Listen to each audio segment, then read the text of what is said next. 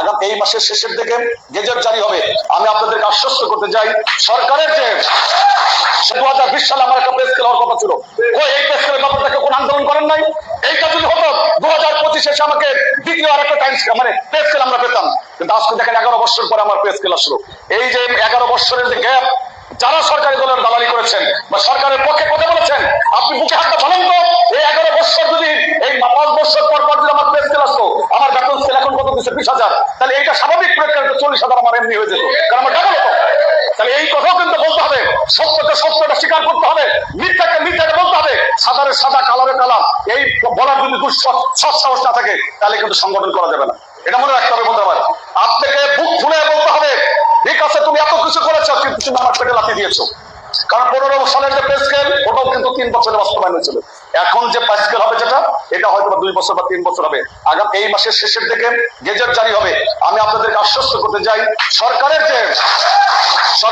কিন্তু জুলাই মাসে হবে না, আগস্ট এবং সেপ্টেম্বর মাস থেকে এটা কার্যকর হবে, কিন্তু বেতন জুন মাস থেকে জুলাই মাস থেকে আপনি কার্যকর হবে। কিন্তু এটার একটা প্রক্রিয়া হচ্ছে, তো সকলকে নিয়ে এটা কাজ করতেছে। একটা সুন্দর বাংলাদেশ আগামী 5 বছর 7 বছর বা আগামী দিনে প্রতিষ্ঠিত হবে, এই প্রত্যাশা আমাদের সকলে রাখতে হবে।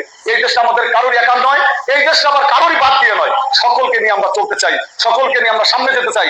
আমার যে প্রাপ্যতা আমি এটা বুঝে নেব, আবার পাশাপাশি আমার পাশের যে ভাই বা বোন যারা আছেন তাদের যে ন্যায্যতার ভিত্তিতে যে প্রাপ্যতা আছে সেইটা তাদেরকে পাইয়ে দেওয়ার জন্য আমাদেরকে অবশ্যই সচেতন থাকতে হবে। এবং সেইটা যদি আমরা করতে পারি তবে ন্যায় ভিত্তিক, ইনসাফ ভিত্তিক এবং বৈষম্যহীন একটা বাংলাদেশ গড়ে উঠবে। এবং সেই বৈষম্যহীন বাংলাদেশ গড়ার যে প্রথম যে যাত্রা শুরু হয়েছে, এই যাত্রা পথে আপনারা আন্তঃবিশ্ববিদ্যালয় কর্মচারী ফেডারেশন আজকে যারা সম্মেলন করে নতুন নেতৃত্ব নেবেন, সেই নেতৃত্ব সকলের জন্য একটা সমতার ভিত্তিতে নেতৃত্ব প্রতিষ্ঠা করে সকলের জন্য যে সমান সুবিধা, সেই সুবিধাগুলো প্রত্যেকটা বিশ্ববিদ্যালয় থেকে আপনারা নিয়ে আপনাদের অধিকারগুলো প্রতিষ্ঠা করবেন।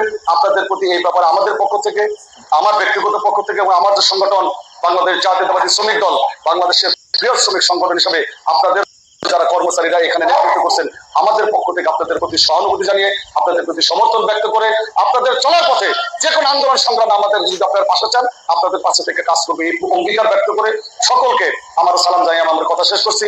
আল্লাহ হাফেজ।